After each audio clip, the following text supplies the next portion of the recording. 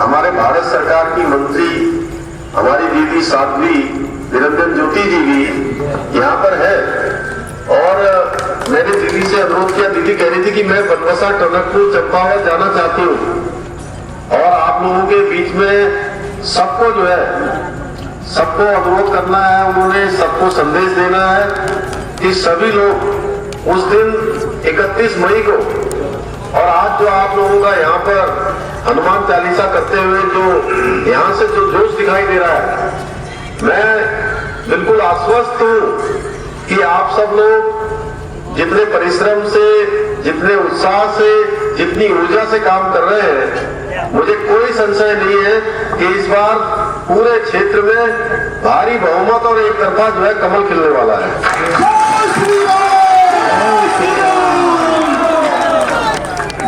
मुझे आप सबको जानकारी है कि मैं विभिन्न अवसरों पर कह चुका हूं कि ये बनबसा का क्षेत्र, ये टनकपुर का क्षेत्र, ये आसपास का क्षेत्र, जो भी हमारा क्षेत्र है, इस क्षेत्र में मैं जब चुनाव के लिए ये हो रहा था कि किस सीट से मुझे लड़ना है, तो अनेक सीटों से प्रस्ताव आए थे और अपनी पार्टी के भी सब लोगों ने कहा था, आप लोगों को सब पता ही है, दूसरी पार्टी के लोगों ने भी कहा था, लेकिन मैंने चंपावत विधानसभा को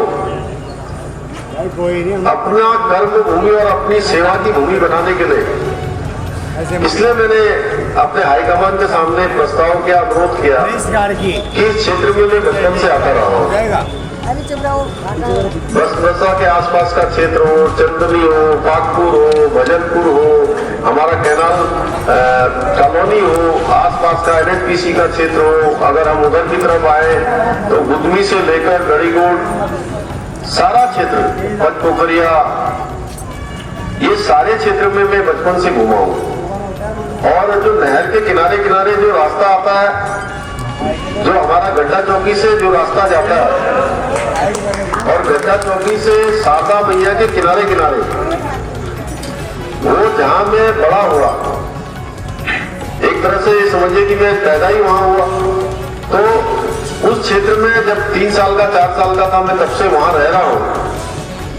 तो उस क्षेत्र से जब हम चलते हुए सभी लोगों को बता रहा था, अभी पिछले 3 दिनों से मैं एक दिन चंपावत में था, एक दिन बनबसा में था, एक दिन टनकपुर में था, तो शाम सवेरे रात में मैं 11-12 बजे जब घर में पहुंच रहा हूँ, तो मैं देख रहा हूँ कि टनकपुर बनबसा के सैकड़ों लोग वहां आसानी से वहां पहुंच पा रहे हैं। तो मुझे बड़ी खुशी हो रही है कि मैंने जिस विधानसभा को अपनी सेवा की भूमि बनाने का निर्णय किया है, वो मेरा निर्णय बिल्कुल ठीक है। मैं दिन भर प्रचार करके जो है आप लोगों को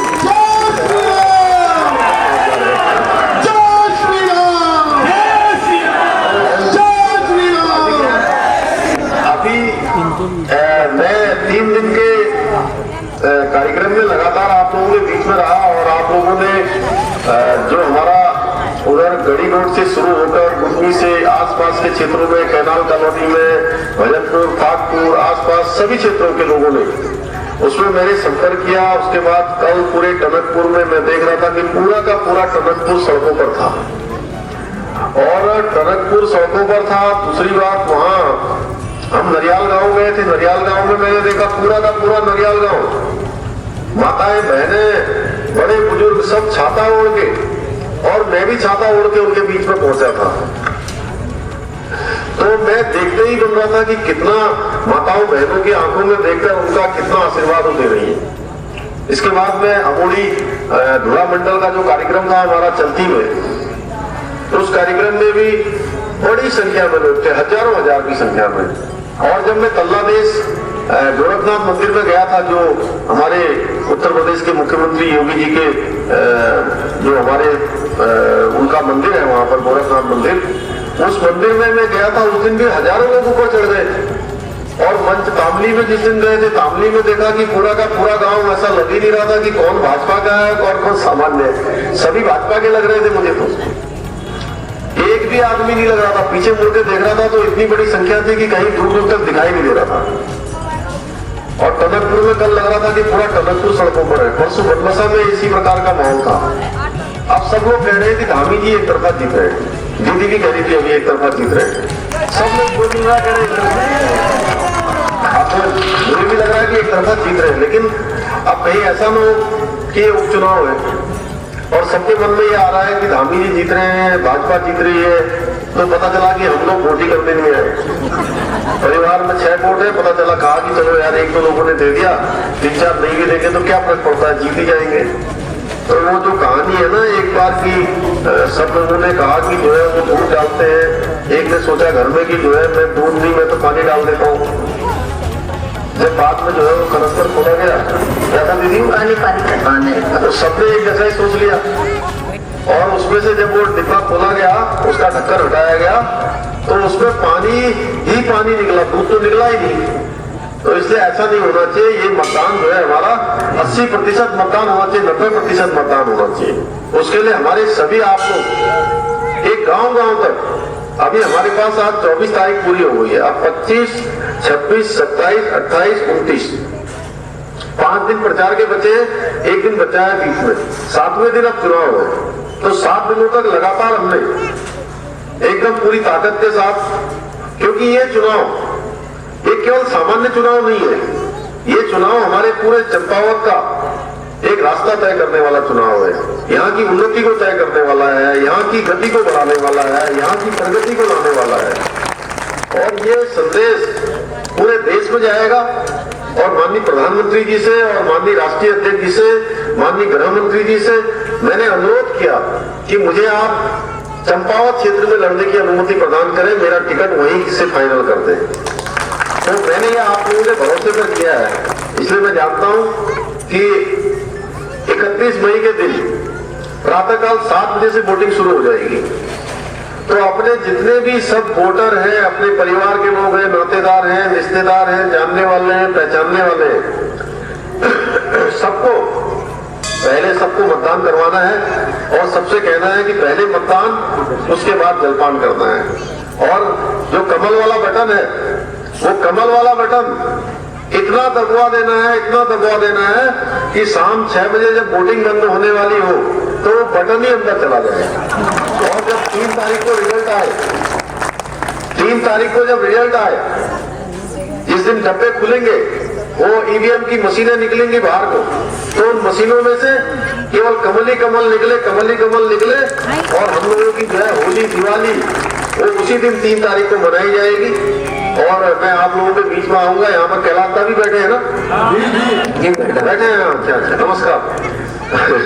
तो दीदी वो कैलाशदा है हमारे, जरा खड़े हो जाओ कैलाशदा, दीदी देख लेंगे यहाँ से आपको।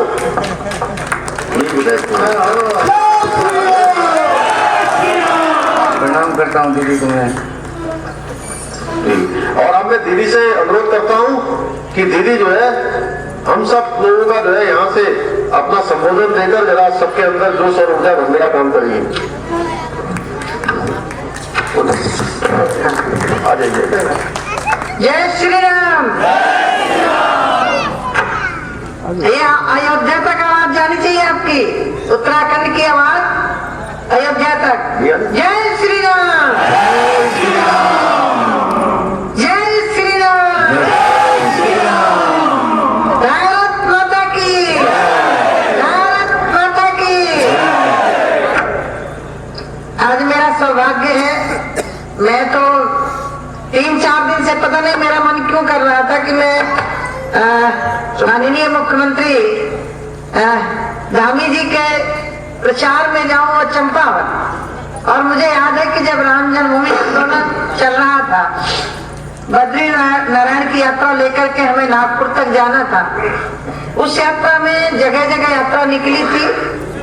उस राम जन्मभूमि आंदोलन के बाद से उत्तराखंड अलग होने के कारण हमारा इधर आना जाना कम हुआ, लेकिन आज सौभाग्य है कि आपके बीच में हमारे बहुत ही ऊर्जावान और उत्तराखंड में जिन्होंने इतिहास दोहराया। नहीं, लोगों का मानना था कि उत्तराखंड कभी कांग्रेस, कभी बीजेपी, कभी कांग्रेस, एक बार बीजेपी, लेकिन इस बार आप सब लोगों के दम पर भाई पुष्कर जी ने इतिहास बदला है। और मुझे उम्मीद है, मैं उस सम्मानीय विधायक कैलाश जी का भी अभिनंदन करती हूँ, जिन्होंने अपनी सीट एक मुख्यमंत्री की झोली में डाला है। आना सरल है, मेरा सौभाग्य लेकिन त्यागना बहुत कठिन होता है, और ये त्याग भारतीय जनता पार्टी का कार्यकर्ता ही कर सकता है। और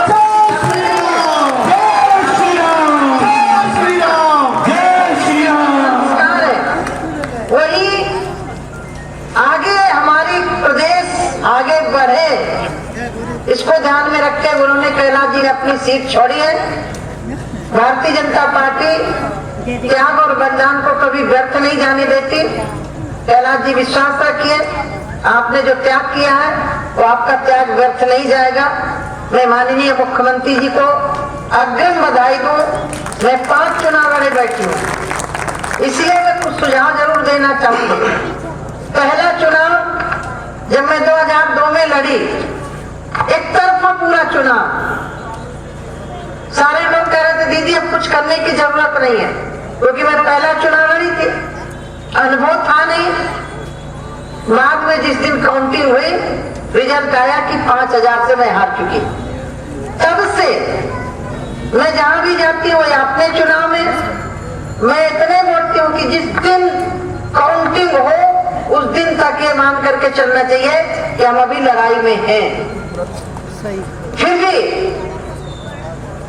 आप सब लोग एक ऐसी पार्टी के कार्यकर्ता हैं जिस पार्टी में डॉक्टर श्यामा प्रसाद मुखर्जी जी जैसे, पंडित दीनदयाल जी जैसे त्यागी तपस्वी महापुरुष रहे हैं। और आज तो मैं कह सकती हूँ, अभी हम चर्चा कर रहे थे कि हम लोग सौभाग्यशाली हैं। उस समय हम राजनीति में काम कर रहे हैं जब एक देश का व्यक्तित्व, देश का नेतृत्व जिनके हाथों में, वो सिर्फ देश के नेता नहीं है, आज जिनका विश्व लोहा मान रहा है, ऐसे आदरणीय नरेंद्र मोदी के नेतृत्व में सरकार चल रही है। और उसके नेतृत्व में पुष्कर धामी जी उत्तराखंड की सरकार चला रहे हैं। तो मेरा तो मानना है कि हम सब लोग सौभाग्यशाली हैं। ये कभी कभी अवसर आता है जब दिशा देश बदल रहा हो, उस बदलने में हम सबकी भूमिका एक वोटर के रूप में नहीं, एक कार्यकर्ता के रूप में भी बन जाती है। तो मेरा अनुरोध है आप सबसे कि जिस दिन 31 तारीख को वोटिंग हो, उस दिन हमारे यहाँ कहा जाता है पहले मतदान फिर जलपान। तो सबसे पहले मतदान के लिए जो बूढ़े बुजुर्ग हो उनको ले जाइए, बूथों तक ले जाइए, वोट डलवाइए, और जो न निकल रहा उसको भी निकालिए। क्योंकि कई बार अति उत्साह में कि हम जीत रहे हैं, लेकिन कहीं धोखा ना हो जाए, इसलिए एक एक वोट पड़ना चाहिए। और मैं तो मानती हूँ कि आपका वोट एक विधायक बनाने के लिए नहीं है, आपका वोट एक विधायक चुनने के लिए नहीं है, आपका वोट उत्तराखंड का भाग्य तय करने वाला वोट है। इसलिए आप उत्तराखंड के भाग्य के लिए और उसमें अपने क्षेत्र के भाग्य के लिए जहाँ का मुख्यमंत्री चुना जाए। अब आप बनारस जाकर के देखिए, देश के प्रधानमंत्री जी वहां से चुने गए तो आज बनारस एक अलग रूप दिखाई पड़ रहा है, एक भव्यता और दिव्यता दिखाई पड़ रही है। तो मुझे लग रहा है कि जिस दिन पुष्कर जी को आप जिताएंगे, माननीय मुख्यमंत्री जी को जिताएंगे, तो चंपावत पूरे उत्तराखंड से अलग दिखाई पड़ेगा। मुझे ऐसी उम्मीद है और क्यों ना हो, क्योंकि आप ऐसे मुख्यमंत्री को आप चुनने जा रहे हैं। मैं तो आज नहीं, जब विद्यार्थी परिषद में काम करते थे तब से मैं जान रही हूँ। मैं दुर्गा बहनी में काम करती थी और यहाँ जो भी चुनाव प्रचार होता था मैं आती थी। तो मैं आज आपको बधाई भी देने आई हूँ और जनता से आग्रह भी करने आई हूँ कि आप आइए, इस चुनाव को अपना चुनाव मान करके एक एक व्यक्ति मुख्यमंत्री बनकर चुनाव लड़ेगा। तो मुझे लग रहा है कि किसी की वहाँ जमानत भी नहीं बचेगी, किसी को वोट भी नहीं मिलेगा। और ये तय कर लीजिए, जिस दिन काउंटिंग हो सबकी जमानत जब्त हो जाए। और मोदी जी ने तय किया है कांग्रेस मुक्त भारत, कांग्रेस मुक्त भारत और आप कांग्रेस मुक्त चंपावत करते हैं। कांग्रेस मुक्त चंपावत और अगले चुनाव में उत्तराखंड मुक्त कांग्रेस मुक्त हो। ये मेरी आपसे अपेक्षा है। बस इतने निवेदन करती हूँ कि आप सब लोग बहुत अच्छे हो।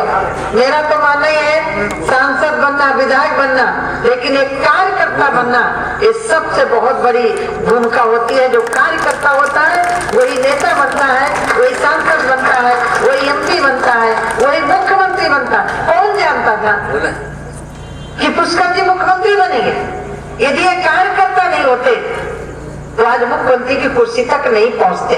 तो मुख्यमंत्री तक पहुंचने के लिए, सांसद की सीट तक पहुंचने के लिए, विधायक की सीट तक पहुंचने के लिए सबसे पहले कार्यकर्ता बनना बहुत आवश्यक है। और भारतीय जनता पार्टी का कार्यकर्ता तो वैसे भी देवतुल्य कार्यकर्ता है। मैं सभी देवतुल्य कार्यकर्ताओं का अभिनंदन करती हूँ, उत्तराखंड की भूमि को प्रणाम करती हूँ। इस भूमि में पूरे देश के ही नहीं पूरी दुनिया के लोगों को आना पड़ता है 4 धाम की यात्रा करने के लिए। और तो और जब महाभारत खत्म हुआ, धर्मराज को भी शरीर त्यागना पड़ा, तो उनको भी उत्तराखंड की ही यात्रा करनी पड़े। तो आप सब लोग तो यहाँ बसे हुए देवभूमि में, तो आप सभी लोग देवतुल्य कार्यकर्ता हैं। आप सबका मैं बहुत बहुत हृदय से अभिनंदन करती हूँ, आप सबको नमस्कार करती हूँ। एक बार मेरे साथ सभी लोग मुट्ठी बांध करके जय घोष करेंगे, भारत माता की, भारत माता की जय श्री राम, जय श्री राम। दीदी प्रणाम करता हूँ आपको और धन्यवाद करता हूँ माननीय मुख्यमंत्री जी का। आना जी, दिल्ली आना तो आना। बिल्कुल आऊँगा दीदी। दीदी आज छोटा सा आयोजन आप जहाँ देख रही हैं बजरंगबली के मंदिर में, ऐसा ही जश्न का माहौल पूरी विधानसभा में हर घर में मनाया जा रहा है। और वो भी क्यों नहीं कि इस क्षेत्र का सौभाग्य दीदी, छोटा सा क्षेत्र है ये, कभी जीवन में सोचा नहीं होगा कि यहाँ सानिध्य माननीय मुख्यमंत्री जी का, वो भी माननीय धामी जी से जैसे व्यक्तित्व का मिलेगा। हम सारे क्षेत्रवासियों का सौभाग्य है कि कल संवरने वाला है यह। और हम सबको धन्यवाद देते हैं, हमारे राष्ट्रीय नेतृत्व को, माननीय मोदी जी को। जैसा आपने कहा कि वास्तव में इस युग में ऐसे व्यक्ति का आना साधारण व्यक्ति का आना नहीं है, एक अवतारी पुरुष है, दुनिया मानती है। उन्हीं ने आप धामी जी जैसे व्यक्तित्व को हमारे बीच में नेतृत्व करने के लिए भेजा है। और हम सारे क्षेत्रवासी मेरे सहित हम सौभाग्यशाली हैं कि सब ने हमारा आग्रह स्वीकार किया। और निश्चित जानिए दीदी, जैसा आपके मुखाबिंदु से निकला है, लोगों की जमानत जब्त होगी और कांग्रेस मुक्त पहला चंपावत ऐसा होगा। और हम आपको पूरी जनता की तरफ से विश्वास दिलाते हैं। देखिए ना, ये केवल आयोजन धामी जी की जीत के लिए हो रहा है, उत्तराखंड के उत्थान के लिए हो रहा है और इस विधानसभा की नेकी के लिए हो रहा है। आपको सत सत नमन करता हूँ, प्रणाम करता हूँ, बहुत बहुत धन्यवाद। ये सौभाग्य आप लोगों ने मुझे दिया है। ये मुख्यमंत्री अकेले नहीं है, पुष्कर भी है, धाम भी है।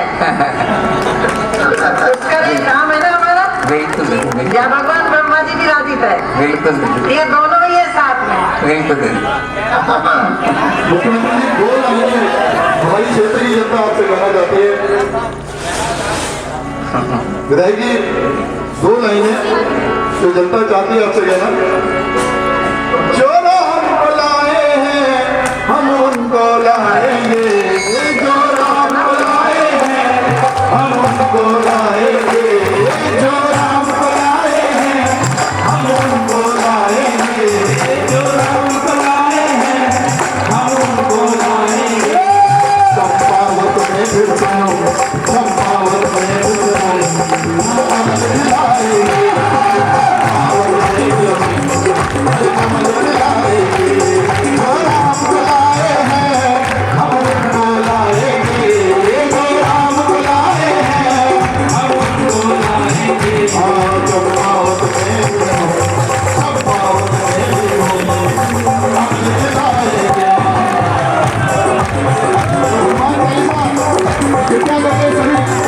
सदस्य बालाजी मित्र मंडल के उपस्थित रहे, जबकि कभी हमारी 6 अनुमान की रजिस्टर हुई, 7 अनुमान की रजिस्टर हुई है, 4 अभी शेष है।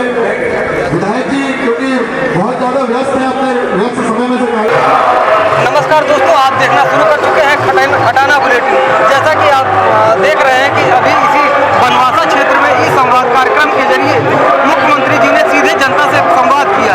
आइए यहीं पर मौजूद कुछ जनता से जानने की कोशिश करेंगे कि उनको मुख्यमंत्री जी से बात करके कैसा लगा। मैडम, आपसे अभी मुख्यमंत्री जी ने सीधे संवाद किया, कैसा लगा बात करके? जी, हमें बहुत अच्छा लगा और मुख्यमंत्री जी बहुत ही अच्छे इंसान हैं। मुख्यमंत्री जी से पहले वो एक बहुत अच्छे इंसान हैं और बहुत अच्छी आदतें हैं उनके अंदर। वो गरीबों का दर्द समझते हैं और सबको बहुत साथ लेके चलते हैं। धरती से जुड़े हुए इंसान हैं वो कभी भी इंसान को नहीं भूलते हैं। मुख्यमंत्री जी ने जैसा कि अभी कहा कि मुझे एक बार मौका दीजिए चंपावत को चमकाने का, जी। तो कितना विश्वास है आप लोगों को? वो चंपावत को बिल्कुल ऐसे चमका देंगे जैसे मोदी जी ने अपने क्षेत्र को चमकाया है। वो बहुत ही जुझारू इंसान है और बहुत ही अच्छे से वो पूरे उत्तराखंड का विकास करना चाहते हैं। एक बार मैं उनसे पर्सनली मिली थी तो मुख्यमंत्री जी ने कहा था कि मैं अपने क्षेत्र को ऐसा बनाना चाहता हूँ जैसे मेरा नोएडा है, जैसे दिल्ली के पास नोएडा है, तो ऐसे मैं इस क्षेत्र को औद्योगिक सिटी के रूप में चमकाना चाहता हूँ। अभी चंपावत वालों की बहुत अच्छी किस्मत है कि आज के दिन उनको इतना अच्छा सीएम मिल रहा है और इतने अच्छे मुख्यमंत्री मिल रहे हैं। आप आने वाले वक्त में खुद कहेंगे कि हाँ, वाकई में आपने सही बोला था। वो बहुत अच्छे। परिचय बता दीजिए। मैं रचना चौहान और मैं काशीपुर से हूँ और मैं यहाँ पे हमेशा सक्रिय रही हूँ राजनीति में। मैं कार्य करता हूँ, बीजेपी कार्यकर्ता। मैं विधायक के इलेक्शन में भी साथ थी और आज भी मैं साथ हूँ और हमेशा मैं अच्छे इंसान के और सही इंसान के और सच्चे इंसान के साथ रहूँगी। मेरी भाभी गीता भाभी से बहुत अच्छे से हमारा अच्छा है। वो बहुत अच्छी इंसान है, बहुत अच्छे हैं दोनों के दोनों और इस क्षेत्र की किस्मत चमक जाएगी, ये समझिएगा। मैडम जी, आप क्या कहेंगी अभी ये संवाद करके आपको कैसा लगा? मैं कहूँगी ये बनबसा के लिए बहुत भाग्य है जो हमें उसका धानी जैसे इंसान मिले और हमारे क्षेत्र का विकास बिल्कुल गिरा हुआ क्षेत्र था और इसको उठने के लिए विकास चाहिए। विकास के लिए हमें महापुरुष मिल गए और हमारी चिंता दूर हो गई। हमें बिल्कुल विश्वास है बम्पर वोटों से जीतेंगे। जमानत जब्त होगी कांग्रेस की और उसका धामी निर्विरोध आएंगे। भारत माता की जय। धामी का इस क्षेत्र में आने का श्रेय उनको भी दिया जाना चाहिए। कैलाश हाँ जी, क्या कहेंगे? हम तो कैलाश गैतोड़ी को तो और ज़्यादा हम उनको महान मानते हैं जो अपनी सीट छोड़ के एक महान व्यक्ति को लाए। हमें ऐसी इंसान चाहिए और उनका भाग्य है जो हमें ऐसे इंसान महापुरुष लाए। भैया, आप क्या कहना चाहेंगे अभी आपसे इस संवाद कार्यक्रम के जरिए सीधे मुख्यमंत्री जी से क्या कहेंगे? बहुत खुशियों की बात है हमारे क्षेत्र में जैसे माननीय मुख्यमंत्री जी चुनाव लड़ रहे हैं। जैसे देश में नरेंद्र मोदी बनारस से प्रसिद्ध है, वैसे हमारा चंपावत जिला मुख्यमंत्री पुष्कर सिंह धामी जी के नाम से प्रसिद्ध होगा। हमारे लिए बड़ा सौभाग्य का विषय है। हमारे विधायक जी ने जो त्याग दिया है उस बलिदान को माननीय मुख्यमंत्री जी पूर्ण करेंगे और काफ़ी अच्छा लग रहा है और कार्यकर्ता काफ़ी जोश में है और भारी मतों से विजय बनाएंगे। सर, आप क्या कहना चाहेंगे? मैं ये कहना चाहता हूँ कि ये उत्तराखंड की ऐतिहासिक जीत होगी। ऐसी जीत ना पहले किसी को मिली है और ना मिलेगी। चंपावत वाले उनको इसलिए भी जिताना चाह रहे हैं कि मतलब हम चाहते हैं कि हम उनको एक तरफा माहौल दें ताकि वो भी देखें और वो विकास पुरुष है, उन्होंने बहुत किया खटीमा के लिए। बट धन्यवाद करूँगा खटीमा का जो भी रिजल्ट रहा, हमें बहुत अच्छा लगा। जैसी उम्मीद है उससे भी अच्छे हमारे मुख्यमंत्री हैं। हम आपकी समस्या को मुख्यमंत्री तक पहुंचाने की कोशिश करेंगे। इस क्षेत्र की मुख्य समस्या क्या है, क्या वो कहेंगे? ऐसे हैं जी, कि वो पहले ही जानते हैं, वो भली बात इस क्षेत्र से परिचय है और उनको सब अच्छे से पता है कि यहाँ पे एक जो समस्या है वो बता भी दी गई है विधायक जी के द्वारा।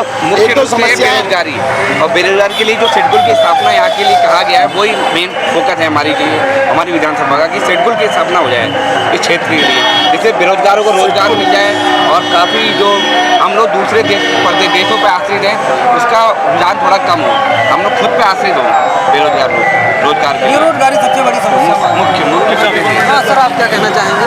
ये संवाद कार्यक्रम के माध्यम से अभी जुड़े सीधे मुख्यमंत्री जी से और उनको सुना, क्या कहेंगे? ऐसा मैं तो कहूँगा कि एक चंपावत वासियों के लिए माँ पूर्णागिरी माता का बड़ा आशीर्वाद रहा, जो हमें एक ऐसा दिव्य पुरुष यहाँ दिया। हम माननीय मुख्यमंत्री जी को यहाँ से क्षेत्र के विकास को लेकर जोड़ के देख रहे हैं। वो भी सीमांत क्षेत्र से ये यहाँ के क्षेत्र जुड़े, हम भी उस सीमांत क्षेत्र से हैं। हमारे व्यापारियों की समस्याओं को लेके, क्षेत्रवासियों की समस्या को लेके, पलायन को लेके, टूरिज्म को लेके, तो बहुत कुछ जो है उनके दिल में ऐसा जो इच्छाएं हैं व्यक्त करी उन्होंने कि भाई साहब की हमारे क्षेत्र के विकास के लिए वो एक वरदान साबित होंगे। और मैं तो समस्त क्षेत्र जनता से अनुरोध करना चाहूँगा कि 31 तारीख को बहुमूल्य वोट देके और पूर्ण रूप से वोट देके, एक व्यक्ति वोट देके माननीय पुष्कर सिंह धामी को यहाँ से जिताएं और क्षेत्र के विकास के लिए अपना योगदान दें। साथियों, जैसा कि आप देख रहे हैं, यहाँ पर आए इस संवाद कार्यक्रम को सुनने के लिए आए हुए ज़्यादातर लोगों से हमने बात करने की कोशिश की।